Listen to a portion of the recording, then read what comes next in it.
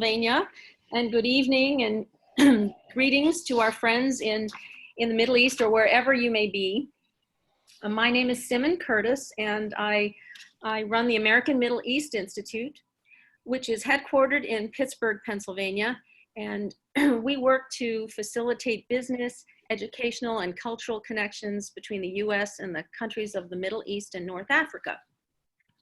So welcome to our first virtual business roundtable, which we are calling Business Marches On. And this is because we believe that notwithstanding the slowdown and hardships of the pandemic and all this kind of problems that this has been causing around the globe, there's still a lot of commerce taking place, and many plans are being made for when business gets back to normal. So that's the spirit of our Business Marches On webinar that we're hosting today, our roundtable. And I will say that term came to us back in, I forget when it was like 7 or 8 years ago during one of our annual conferences, which we continued holding during Hurricane Sandy, just because we had many people who had already arrived. We were featuring Egypt, as it turns out, for this conference. And we just, our philosophy was Business Marches On. We had many Egyptians here. We actually Skyped in the Prime Minister. We Skyped in a bunch of people who were marooned in Washington and New York. So our philosophy is that business marches on, the beat goes on, and in that spirit, that's why we're holding this webinar. And we hope to have it mostly on Wednesdays at 10 o'clock, and we'll keep you posted about all of that. We have 2 experts on the Middle East with us today, Steve Lutes of the U.S. Chamber of Commerce, and Hisham Fahmy of AmCham Egypt, Inc. Both of these individuals have been longtime friends of the Institute and have spoken at our conferences, which are normally held in Pittsburgh. We've held conferences in Cairo, Dubai, and Muscat over the years. We've taken many delegations to the Middle East and hosted many delegations from the Middle East. Steve is the Vice President of Middle East Affairs at the U.S. Chamber of Commerce. He's responsible for managing the U.S.-Egypt Business Council, the U.S.-Iraq Business Initiative, the U.S. GCC, Gulf Cooperation Council Business Initiative, and served as executive director for each. So he's not busy. He has a lot on his plate. I have been to some of the amazing events that Steve and the U.S. Chamber have mounted in Cairo, and they are extraordinary. They are huge events, and Steve does a lot of good in building these business ties with that part of the world. Hisham Fahmy is the CEO of AmCham Egypt, Inc., and he's based in Washington, and he's also an advisor to AmCham Egypt's Board of Governors. He has actually been with AmCham Egypt in various leadership roles since 1993, or is it 87? No, 1987, Hisham, is that right? And very knowledgeable, of course, about Egypt, and has brought many delegations from Egypt to the United States. I think over 29 business missions, if I have that right. And moderating today, is one of my favorite people. He's been helping our organization for years and years, is Bill Flanagan, Chief Corporate Relations Officer for the Allegheny Conference on Community Development. He has served as he has been president of the Pittsburgh G20 partnership when we had all of these amazing countries come to Pittsburgh. He ran that whole thing. The Allegheny Conference on Community Development I think represents over 300 major corporations in this region. And I just want to say personally that Bill has moderated almost all of our events, and gives an incredible speech during our welcome dinners that we hold when we host delegations here and at our annual conferences. He's quite a historian. He knows the history of America and specifically Pittsburgh like no one else, and I admire him greatly. And he's agreed to moderate our first Business Marches On Roundtable webinar. So without further ado, I'm going to turn it over to Bill. And I just want to say that if your microphones are muted, but if you have questions as we go along, there's a chat button at the bottom of your screen, and you can type your questions in, and then either Maria, who is Maria Wagley, who's my Vice President of Operations, will ask the questions, or I'll ask the questions, and we'll take it from there. So without further ado, Bill, if you'd like to kick it off.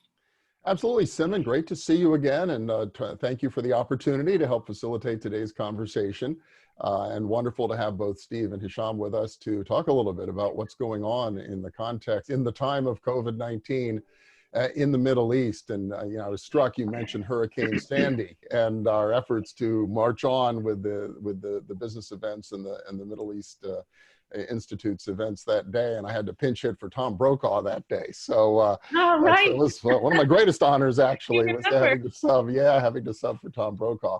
But I thought a lot about this topic because, as we've discussed over the years in so many of the Middle East Institute events, there's surprisingly more in common in some ways between our region in Southwest Pennsylvania and the Middle East than one might suspect. Not only do we both share major rivers that flow from south to the north in the Nile and the Monongahela, but you know, energy is a significant part of both of our economies, and we, like everyone else in the world right now, are struggling with the implications of the pandemic and the coronavirus. And I've really been thinking in particular about the Middle East, and so much of the economy is dependent on energy and oil and natural gas, and what the implications are. Because of the economic impact of the decline in energy prices in conjunction with what's going on with the pandemic. Here in southwestern Pennsylvania, we're a little more immunized from that. Energy is a smaller portion of our economy. It's important, but it doesn't carry our economy. But I'm really curious to hear from both, especially from Steve, but also from Hisham, about what the implications are in the Middle East on that economic piece of this. And then there's the pandemic and the public health piece that essentially every nation in the world has to be coming to grips with, in every state in the United States. And that's obviously front and center for all of us. So no better time to have this conversation and try to get a better understanding of what's happening on the other side of the Atlantic and the Mediterranean to really get a picture for what's unfolding there. And so Steve, why don't we begin with you? Let's get the big picture and a sense of what you see unfolding across the Middle East when it comes to both of those dynamics, the public health impact as well as the economic impact of what's happening. Well, thank you, Bill. And please let me first say a special thanks to Simon and Maria and yourself, Bill, for the invitation to be here today with the American Middle East Institute. It's always great to see, and I see so many friends online. So we really hope everybody's well and keeping healthy during what are obviously challenging, unprecedented times. You know, I would say, you know, obviously this goes without saying, but it's a pandemic that knows no boundaries. It's upended our way of life, and that certainly includes how businesses operate in markets and communities around the globe. And one thing that we have found, and this pertains, so many of these things pertain, you know, not just to Egypt or the Middle East or the United States, but really they're global. It's a global challenge. And when you look at how we adjust to the new reality, you find that many of the policies and regulations that have been in place were made for a different time. And that we would hope that government business leaders, in close consultation, of course, with the healthcare community and government leaders who are making these decisions, are nimble and flexible as we have to adapt. Bill, to your question on, you know, the Middle East and how this has impacted, of course, you know, each country has its own distinctions. It has its own, you know, unique dynamic. But first and foremost, we know that it's a challenge, you know, that permeates across all governments, all citizens, and certainly business leaders across the entire region. And it's a challenge, you know, not only to health and the economics, but certainly to society and certainly in some cases to sustainability. We have seen that, the pandemic has not only hit across the Middle East on supply chains, but certainly core business operations, workforce, and of course it's had an impact on customers and clients and created a lot of different hardships. And I'd very, very quickly just mention three markets, kind of each kind of think are a little bit different, but they each, I think, are emblematic of what's happening. When you look first at Saudi Arabia, as you mentioned, Bill, really there you see a huge impact, not only from the coronavirus, but certainly also from the oil price collapse. In Saudi, they were quick to respond, and they've been very good about reaching out and engaging the business community and having a dialogue as companies have experienced issues with a supply chain or with the curfews that have been put in place and working through those. But at the end of the day, when we think about the path forward, we know that Saudi needs $80 a barrel, to make their budget. And it's not anywhere near that. So they're obviously going and having to borrow a lot. Now, they do have 474 billion in reserves, so they've got a lot to draw upon. But you see a lot of forecasts coming out, noting the challenges, that the kingdom has going forward. And you see recently the finance minister there talk about deep cuts. And, that's a big question mark, I think, for U.S. businesses that are investing there about Vision 2030 and all those projects when it comes to the economic transformation. Will those move forward, and at what pace? So that's a big question, and people are tracking that closely. Then you look at perhaps like a worse, I don't want to say a worst case scenario, but a very challenging market like Iraq. And not only do you have, COVID-19 and again, an economy built around oil, but you also just the ability to have a government in place. And you have an incredible challenge there. Let's see, today's Wednesday. Today we will find out if the prime minister designate gets his cabinet approved, and they're actually able to have a functioning government there. But incredible challenges, and of course simmering tensions between the United States and Iran continue to play out there. But you have in a case again where you have to have 55 basically to keep that country functioning. They're not anywhere near that. I think I saw April oil revenues were 1.4 billion, which is far, far short just to pay government salaries and basic services. So really you're coming to a head there, and we hope that they get the government in place and can start making decisions quickly. And then you come to what I would say is almost the best case scenario, and that's Egypt. And Egypt entered the crisis in a strong fiscal and economic position, which has been very helpful. And then you've seen a government that I think has been very responsive and very engaging with the business community. And Hisham can obviously drill down and give, I think, a lot more. But I think something that's very positive is that it's the only Arab country, that you have the IMF come out and forecasting positive GDP growth for 2020. So that speaks well to Egypt. Now, obviously, there's certainly challenges with remittances and tourism, obviously taking significant hits, but the fundamentals are there. And I think that bodes well for U.S. companies and just Egypt as a whole and in the economy moving forward. I'll leave it there, but look forward to continuing the conversation. You're muted. You're muted, Bill. Are you muted, Bill? Bill, can you hear us? Bill, you're muted. Bill. Mute myself. Oh. There it goes. No, Start again. Sorry, the Zoom told me that the host had muted me. So I was hammering the button trying to get back on. But no, Steve, you did a great job, certainly teeing up Hisham and encouraging Hisham to hear that Egypt came into this perhaps better prepared to weather this storm than other countries in the Middle East. What has the impact been like there? Well, thank you, Simon. Thank you, Bill. Thanks, Steve. I think Steve covered a lot about the region and about Egypt. I will drill down a bit about what happened. I think Egypt, like many countries, are facing the two crises: the health and the economic crisis. And we don't know when this is going to end. So not only should Egypt and other countries look under their feet, or, you know, and react, but look forward and see how this is going to move on.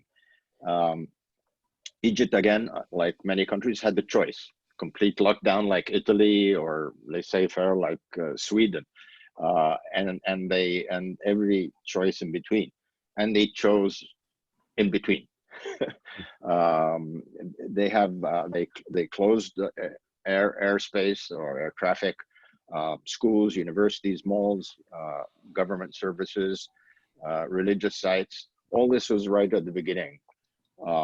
Public servants were, half of them were sent home, either to work or just be there. And but the choice of a complete lockdown really is a non-starter for a country like Egypt. We have 100 million people. Many live day to day with no real unemployment benefits, and so industry was left to continue working. Ports and customs, construction activities continued. And only, supermarkets and pharmacies were allowed to open. That was right at the beginning. These are changing. Egypt had a curfew from first 7 a.m. to 6 p.m. and then from 8 a.m. to 6 a.m. and then at the beginning of Ramadan from 9 to 6 a.m. Now, these have implications, and we're gonna look at that. Health services were put in high gear. Isolation hospitals, 8 of them, and 2,000 beds, and 1,000 ICU beds were there. Hopefully there'll be enough. So far, they're enough. 27 labs for testing in different parts of the country. And disinfecting of public plug and places, public transport are going on like 24/7. Unfortunately, the numbers are still going up. I think as of today, there's 7,000 plus and 500 plus deaths. So as this goes on, will it force the government for stricter lockdown, or will the curve flatten as they're hoping? So the next couple of weeks will be very, very critical. And the economy, as Steve said, our main foreign exchange earners, tourism, remittances, and the Suez Canal. These are the big foreign exchange earners. Tourism disseminated, which is so unfortunate. In 2019 saw the highest revenue from tourism in Egypt for many years. The remittances have been very, very strong. So the numbers are saying like $3 to $6 billion will be affected from remittances. The Suez Canal, with the drop in trade routes and so on, and as Bill was talking about, the oil prices have an impact on Suez Canal, because with such low oil prices, container ships and so on could go around the longer route of the Horn of Africa. So that also is something to be taken care of. Egypt on the economy has moved very fast. 100 billion Egyptian pounds. A stimulus package was put into place, going to health, of course, but agriculture, commodity and services, sectorial support. The central bank moved very early and quickly to reduce interest rates by 300 basis points. 50 billion of that has gone, the stimulus has gone to support the tourism sector and affiliated companies and sectors. There's a labor emergency fund is now being used, would pay 50% of labor paychecks for affected businesses for 3 months and to be evaluated. As I said, we don't have unemployment, so Egypt is really trying to make sure that not many people are let go. What else?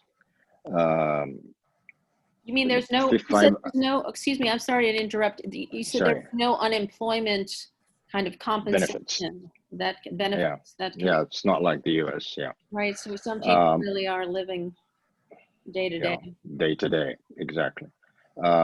Tax payments have been delayed. 500 pounds a month for 3 months is being sent out to those casual workers or regular workers. It's not great, but it's something. Gas prices for industries have been reduced. Social programs have been expanded. Cash transfers increased. Support for exporters and the aviation sector also has been done. And so much has been done that it's just too long to talk about here. But they're taking it serious. We are hoping that the health crisis, which has obviously the big impact on the economy, flattens out. I'll stop here and then we can talk. Yeah, Hisham, it's fascinating to me that other than the unemployment compensation situation, which you don't share with the United States, that a lot of the tactics and strategies the Egyptian government has been moving sound very similar to some of the strategies that have been adopted here in the United States, whether it's the Federal Reserve increasing liquidity into the financial system, whether it's the steps that have been taken by Congress and the administration with stimulus checks and payroll protection. Sounds like that's been a strategy there in Egypt. Steve, I wonder, are you seeing similar types of interventions by governments throughout the Middle East along the same lines? Yeah, no, great question. And that was a great overview by Hisham. I think, yeah, absolutely. You see countries taking both the fiscal and monetary strategies definitely to try to mitigate, some of the economic damage. Those with the wherewithal, I should say. Not everybody enjoys, significant foreign reserves or has the capacity to do that. Yes, in the Gulf countries, yes, in Egypt, but then when you get to like Iraq, they don't have the bandwidth or they don't have the financial wherewithal to do that. And in fact, it's moving in the other direction, with the oil price crash. Again, you're in a situation there where the challenge is, can they even pay government salaries? And, the government, population, the people that are on the government payroll there is rather significant, and it really helps keep the economy going. So that's a huge question mark going forward. But you definitely see countries, moving forward with similar. That's something that the business community is closely tracking. And then I think something that we're looking at, in terms of the path forward is what types of structural reforms, will this situation propel governments to take to make themselves, to create the conditions that will help economies reopen up, that will lead to more, economic growth in the midterm and in the long term. We know that, it goes without saying, of course, that a lot of countries are going to invest in, the public health infrastructure. We all know, as we're all on a digital virtual platform, there's going to be, this will certainly have some lasting impact, and people will probably adapt a lot of these digital platforms, whether it's for retail or for meetings like this, going forward. So, people that are in the digital ICT space will do well, and you'll probably see a lot of investment there as well. So I think that's something that businesses are closely tracking and wanting to engage in the governments and have that type of dialogue.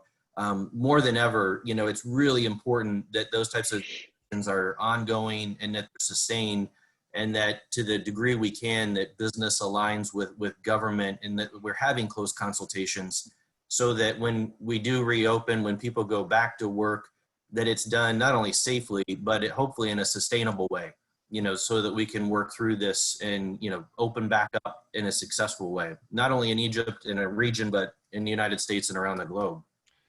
Yeah, and Hisham, related, and I want to open this up for questions from all of our viewers as soon as we can. But this aspect of sort of what is the business opportunity, or what's the dynamic related to the way businesses should be approaching the situation? What are you seeing in Egypt in terms of emerging opportunities or challenges? Well, Bill, of course, we're very early on what's going to happen, but whatever new norm we're going to come up with, there are basic attractive opportunities in Egypt, and some are sort of basic and really obvious ones, like for instance renewables, whether it's solar or wind, and we've already have successful projects that are happened in that sphere, and huge space for expansion. So there, water, Egypt has some water scarcity. So desalination, wastewater and wastewater recycling for irrigation, all those will be and are open. Agriculture, greenhouses, yield optimization of crops, food processing, logistics, warehousing, cold storage, retail outlets, and management. These are all, it's 100 million population, and all these things will need.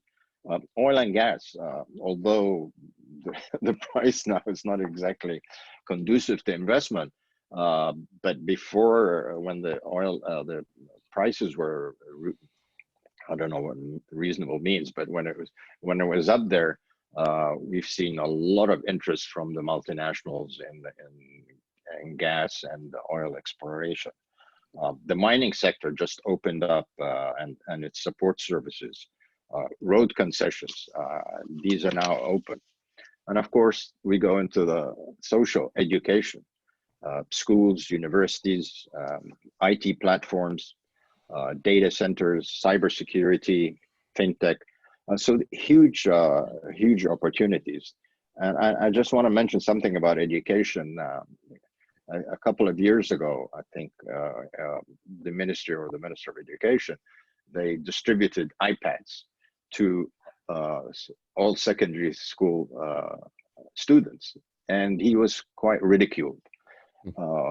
Today, I just want to tell you that secondary school exams are taking place online, and I heard the number last week: 1.2 million students took secondary school exams at the same time on the digital platform, which speaks well for the Ministry of Education, but also speaks well for the Ministry of IT and Communication. So huge opportunities in education, whether basic education or postgraduate or graduate education. Thank you.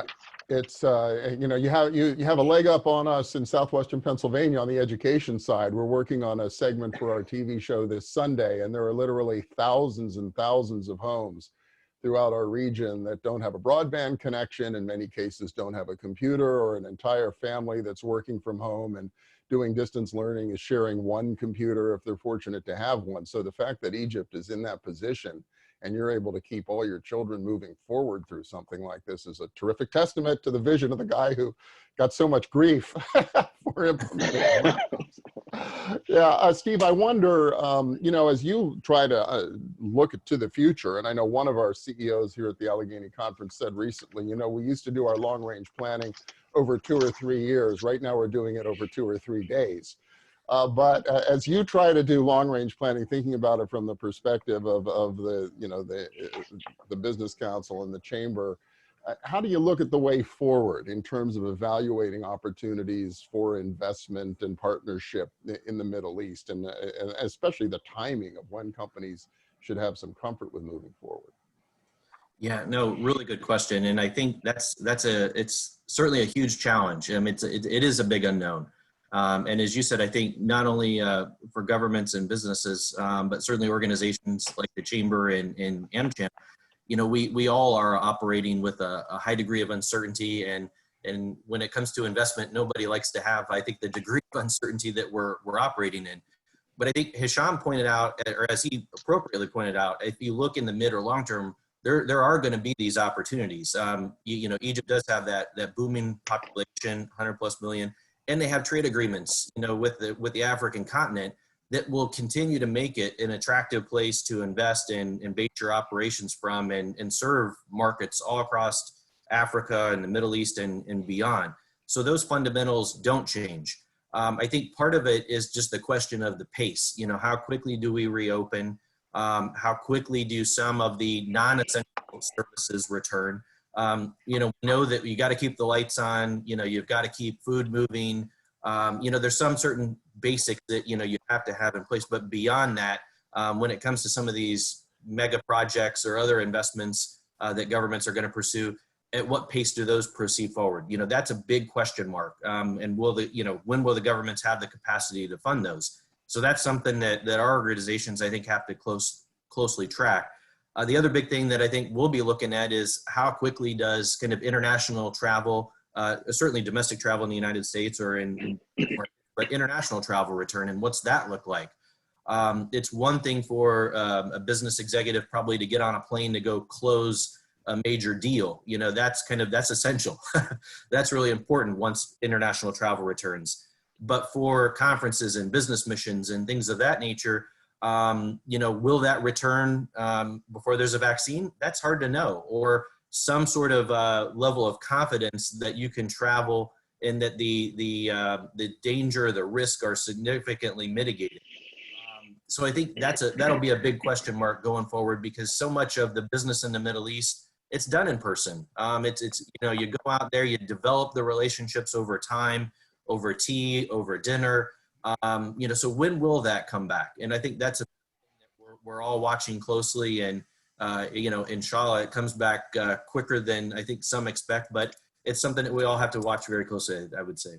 Yeah, Stephen, it's a good point. I mean, this technology we're using today is remarkable, and I've thought a lot over the last couple of months about where we would be as a global economy if we didn't have this technology, how we would even be able to function. So it's remarkable we're in this position. But the other things that's occurred to me that's so different than the other economic crises that many of us have lived through over the past few decades is we've never had an economic crisis coupled with a public health crisis. And understanding the emotion and the dynamics of how people will respond and what they're going to be willing to do going forward is really nothing the world has had to navigate in the past century, arguably, since the 1918 pandemic. And so there's tremendous unknowns going forward. And I would think, Hisham, in Egypt, given your reliance on tourism, that has to be one of the scariest things. When are people going to be comfortable getting on a plane to come see the pyramids and all the incredible other sites and globally important attractions in Egypt? Is that really a concern for you? Oh, absolutely. I think it's definitely a concern. And although Egyptian tourism has gone through these ups and downs in the last 50 years, and they've always adapted. But this one looks pretty scary. As Steve says, it's all going to depend on when people will feel confident enough to get on a plane and come to Egypt. I just wondered, I didn't mention something when we're talking about what's going on in Egypt on the health crisis. I didn't mention what the private sector is doing. I think it's very important to put that in perspective, because the Egyptian private sector has really stepped up, just from donating funds to actually procuring ventilators and PPE. And AmCham Egypt has raised 100 million pounds to buy equipment for hospitals and for Egyptian hospitals and our Ministry of Health, and not just AmCham Egypt. Everybody is pitching in, and the private sector keeping their employees without firing them. I think that's one of the biggest challenges that they're facing, and they're subsidizing that from funds or what they've accumulated in many years. But there is going to be a limit. We have Sure. a question. It's good to hear that, Hisham, that the private sector is stepping up like that. Especially if there are no such things as, the payroll protection plans that we have here in the United States and all of that kind of thing. We have a question here from Ray Milham, who is a friend of the Institute. Hello, Ray. He says, I have a question to Steve and Hisham. With the oil and gas challenges, will Saudi Arabia and other GCC countries send some of the Arab or Egyptian workers, Arab/Egyptian workers back to Egypt and furthering impacting the economy in Egypt? What are you hearing on that front? Because I know many Egyptians work throughout the GCC. Have you heard anything? Is that for me? Oh, either of you or both. Well, I mean, obviously the impact on the Gulf states will have huge impacts on Egypt and those who work in Saudi and the Emirates and Kuwait and so on. So far, it hasn't hit badly. I think it has hit other nationalities a bit more. Egyptians in the Gulf tend to be teachers, accountants, so more professionals than labor. But it will affect the remittances. How many will have to come back? Again, that's a question that I don't have the answer to at the moment. Right. Does anyone else have a question? You can, as I said earlier, you can go to the bottom of your screen and you will see a chat button. And if you would like to text something, a question, please feel free. Yes, Steve, I wonder in the meantime, while we're waiting for a question, just to pick up on what Hisham said about the business community investment, are you seeing that in other countries as well, the private sector really stepping up to try to help ease the blow of all of this? Yeah, no, I'm really glad Hisham raised that. I mean, it's a really important point. You definitely see companies stepping up. And I think it's really interesting. I think U.S. companies, this is something I would say that differentiates us, say from the Chinese. U.S. companies have a long history of corporate social responsibility programs and things that they do in the Middle East and really around the globe, and certainly including the United States. They're very much, I would say, a part of their communities. They're part of the social fabric. So they've been doing these types of things for decades on end, where they're giving back to the people, not only to their employees and their shareholders, but to the broader community. So this was, just continuing what they've already done. And many have stepped up in really significant ways in Egypt and really around, around the region. So we think that's something that's really important to highlight because it really is a differentiator, I would say, for U.S. business around the globe vis-a-vis some of our competitors.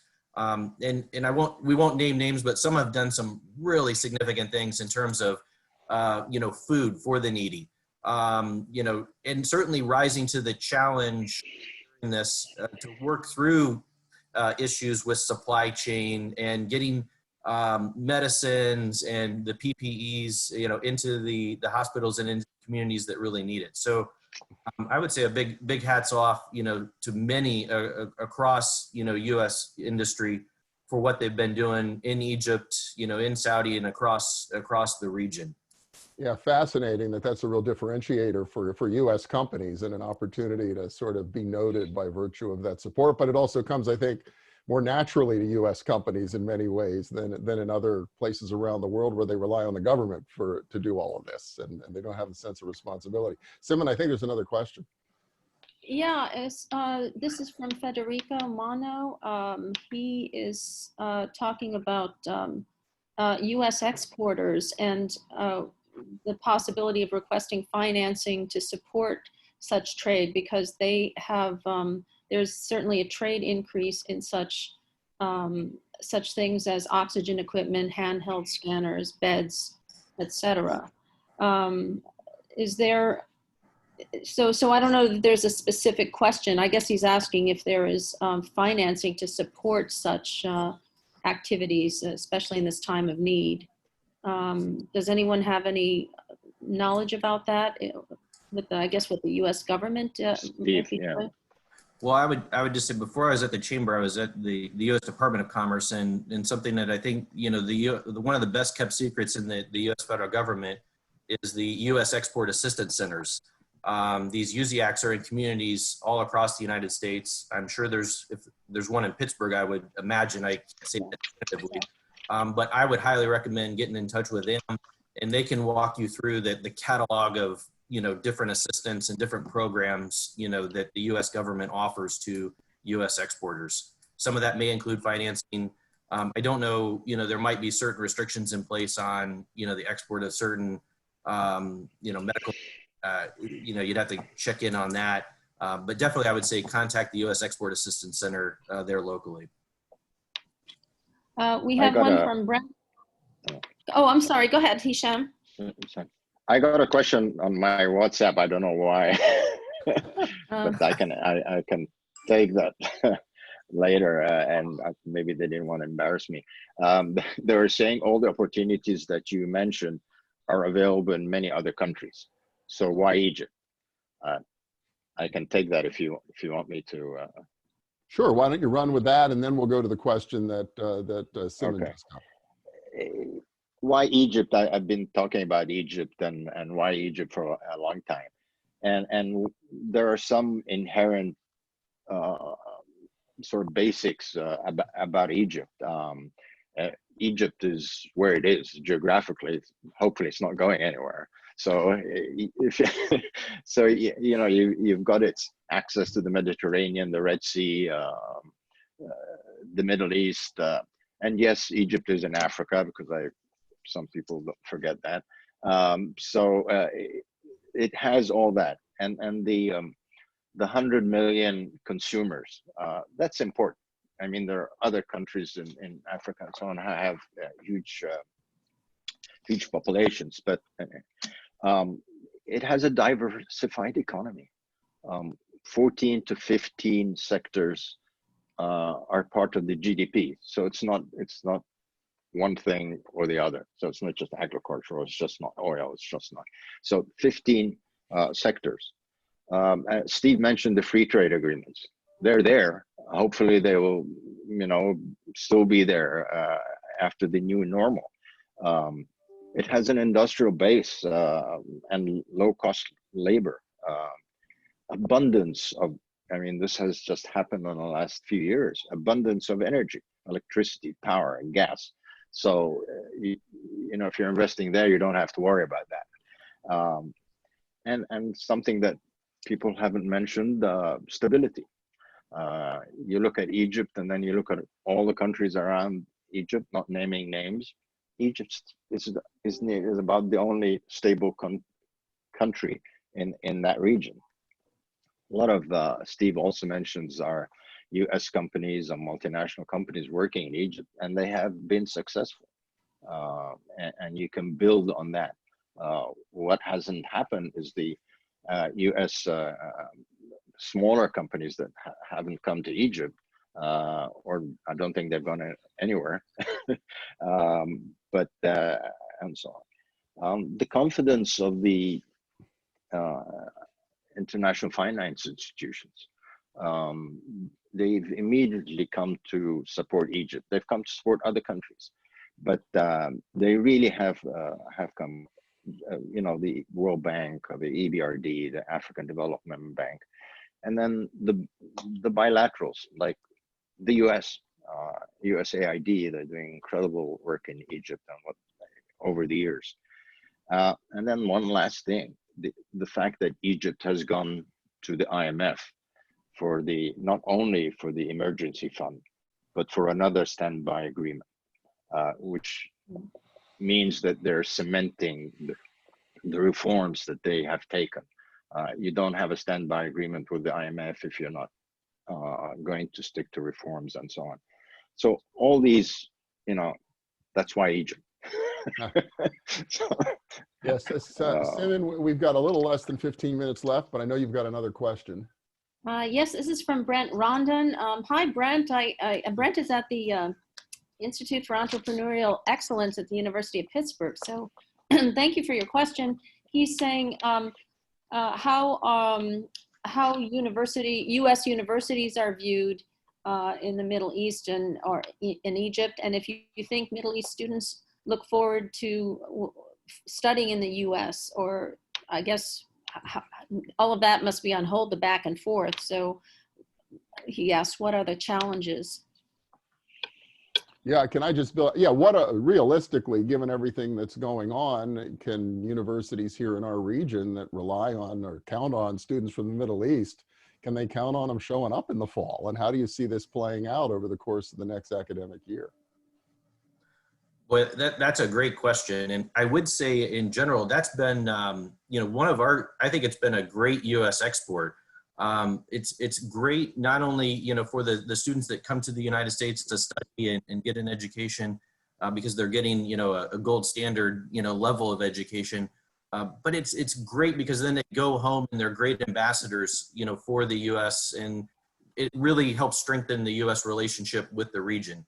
So, we'll see how universities around the country, do reopen or whether that remains in a virtual situation.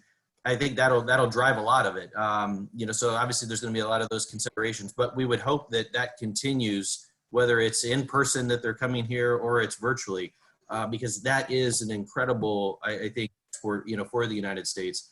And I would say it's really important for the workforces too, because, U.S. companies that are doing business in the Middle East oftentimes look to those students who have come and got an education in the United States and have returned to the Middle East. So we would absolutely want to see that going forward in getting an education. U.S. universities are very much looked upon as the gold standard, around the globe. Yeah, Simon, I remember with the year of Hurricane Sandy, we had a wonderful panel with students from the Middle East who were talking about their experience here in Pittsburgh. And I thought at the time, because I was able to facilitate that, what a real wonderful addition they are to the community and the richness that they provide by being part of Pittsburgh, even if it's just for 4 years. Hisham, are you concerned though that young people either won't want to come, won't want to jump on that airplane, or that the conditions will make it so much more difficult that Egyptian young people will simply avoid the United States in the short run? All of the above. There's a lot of appetite of students coming to the United States. And you have now the worry about getting on planes and so on. But you also have visa issues. It's very hard to get visas. U.S. visas are closed. I mean, there are no more visas at the moment. But I think when that happens, when it's open, we'll find a lot of students will come to the U.S. for their university degrees, graduate and postgraduate. And of course, in Egypt, we have the American University in Cairo, which is sort of like the flag bearer of American education. Beautiful, by the way. We had a program for students going there in the summer. Absolutely beautiful campus. We're all waiting for the new normal. What's going to happen when things are open? Sure. Simon, I think we've got another question. Yeah. This is from Mohammed Dami. What are the main trade areas to focus on in Egypt and how to find trade partners? I guess you'd mentioned some of those sectors earlier, but how do you recommend, what is your recommendation for finding trading partners? Well, I think the advice I always give is that have a partner in Egypt. Don't go in cold. Don't go in think you're investing in Pittsburgh. you need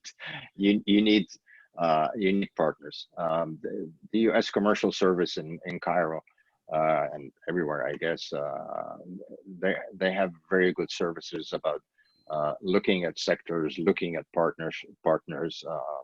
I think that apart from AmCham, of course, they're the best connection to companies who are not members of AmCham.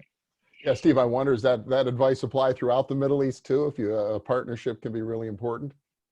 Yeah, oh, absolutely. I think it's really important. You know, if you're you know, a Fortune 100 company, that's a different proposition from an SME.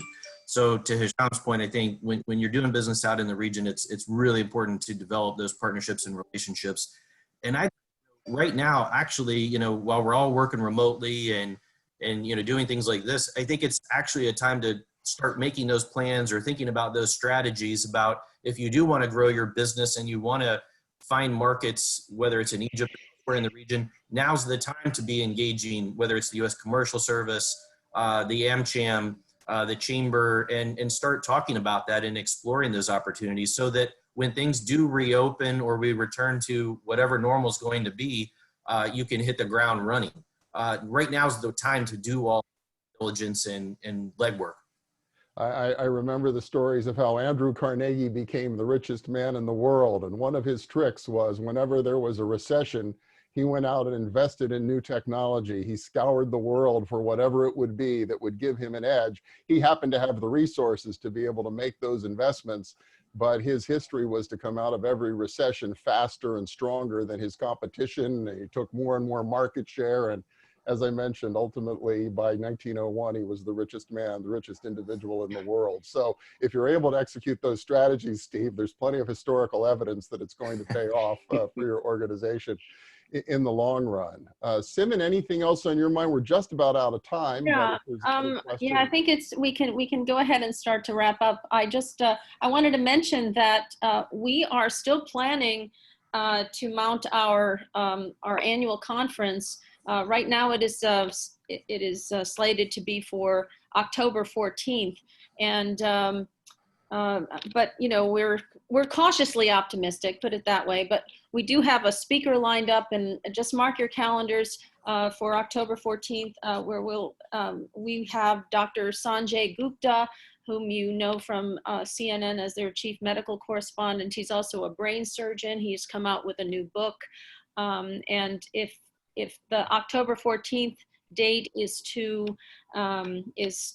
a problem with convening a crowd, well then we have an alternative date that Sanjay will give us, Dr. Gupta will give us. So just wanted you to know about some of the plans we're making for our annual. Steve, you want to talk about our mission? Steve? Yeah, I would mention one thing that we're looking at, the U.S. Egypt Business Council in partnership with AmCham, and of course glad to have participation from the Institute, is a business mission to Egypt mid-November. We are anticipating that it will probably be virtual. International travel will not be back in enough of a significant way that people will have the confidence to get on planes and do that. So we're exploring those opportunities, and we very much look forward to that. If it is in person, you know, even better. But we're anticipating that it will probably be virtual. Right. It's exciting. Maybe, Simon, we can give Hisham and Steve a minute each for just some closing remarks. Anything you didn't get to say that you're saying, man, I wish I had a chance to say that about kind of where we are or where you are in the Middle East and what's ahead. So Steve, Hisham, whichever one of you wants to take it first. Hisham, please. Yeah, I just want to finish by giving a plug for AmCham Egypt in Cairo. They've done such wonders and adapted so quickly to what's going on, and having I mean, I see every day there is a forum that is very exciting and putting issues where they just had the Minister of International Cooperation on a webinar, and they had nearly 300 participants. So that was exciting, and she gave a wonderful presentation. But also on online training. They've moved all our in-person training online, and that's going on. Our publications are Business Monthly and other publications are doing a dual now. Probably the print won't last for long, but it's going ahead. But they're also putting it online. So they have adapted very well, and I congratulate them, and I'm happy to be a part of it. Just I wanted to jump in really quickly before Steve says some. I noticed that Sylvia Manassa is on this call. She runs on AmCham Egypt in Cairo, and just want to give a shout out to you, Sylvia. You do a great job, and you were so great to all of our students when we sent them there summer before last. And just wanted to say hello and keep up the great work. And let me turn it back over to you, Steve. Sorry, Steve. I just want to also mention, apart from all the things that have been adapted by AmCham, Sylvia, and so on, the research department has put out incredible amount of research on the impact of COVID-19 on the Egyptian economy and on different sectors. I really encourage you to look at those as well. Sorry, Steve, I took your part. All right. Thank you. And it's always great to share the proverbial stage with Hisham, and always great to see him. And I would just thanks to Simon and Bill and Maria for the opportunity to join today. I would just say I would end on a note of optimism that, look, we will persevere, as a globe, as a country, in our relationships and our bilateral business relationships. The private sector is very resilient. It's very adaptive. Yes, unprecedented, incredible challenge, but I do think it will lead to technologies and things that we can't even anticipate yet. So that's exciting in that sense. But we know that it is causing incredible hardship and pain, and we wouldn't, downplay that in any respect. But the end note, I think, is that businesses will persevere. We will see our way through this, and that the Middle East will continue. Certainly, Egypt, in the pole position there. As a huge opportunity for American companies. So we would encourage, now's a great time to think through those strategies and those plans. And we look forward to continuing this discussion, because having these types of dialogues, I think, will enable us to reopen and return to work in a more sustained, profitable, and prosperous way. So thank you. Really appreciate the opportunity to be here. I just want to mention that people who know me look at my beard and say, what's going on there? Apart from trying to look like Steve, this is rebelling on the virus. It's so annoying that this is my rebellious look. I hope that it ends, because I really don't like it. Well, on that note, I would just like to say a huge thanks to all three of you, Hisham and Steve and Bill. Thank you for participating in our first Business Marches On Roundtable, virtual roundtable, and thank you so much for enlightening us about what's going on in the Middle East and in Egypt in particular. And we'll keep you posted on our next webinar. We will send out notices as before. And thanks. It was very informative and actually uplifting to be able to talk to all of you. And thank you again. Thank you, Simon. Thank you, Bill. Thank you, Maria. Thank you. Okay. Take care. Steve. Take care. Bye.